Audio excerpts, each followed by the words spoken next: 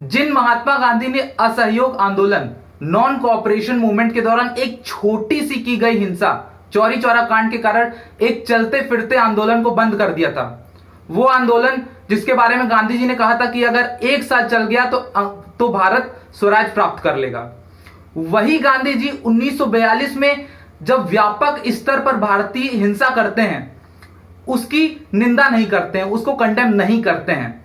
तो अगर आपका इतिहास में इंटरेस्ट है तो यह प्रश्न आपके मन में जरूर आएगा कि 1942 में जो हिंसा की जाती है उसके बारे में गांधी जी कुछ क्यों नहीं बोलते हैं। उसको एक तरीके से इंप्लिसिट तौर पर गांधी जी यहां तक डिफेंड करते हैं।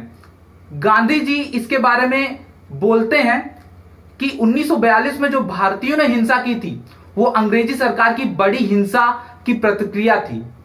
ये भारतीयों का जवाब था क्योंकि अंग्रेजी सरकार ने इतना बड़ा वायलेंस कर दिया था कि अब भारत कब तक अपने आप को हिंसा करने से रोक पाते।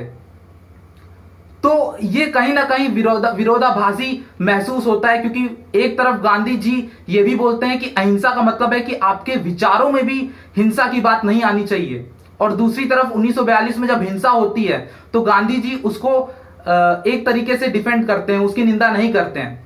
तो इसके बारे में पॉलिटिक्स इतिहास में काफी बातें कही गई हैं। एक एग्जाम्पल है, एक मशहूर इतिहासकार है फ्रांसिस हचिंस, जिन्होंने quit India movement, Mahatma Gandhi, इनके बारे में कई किताबें भी लिखी हैं।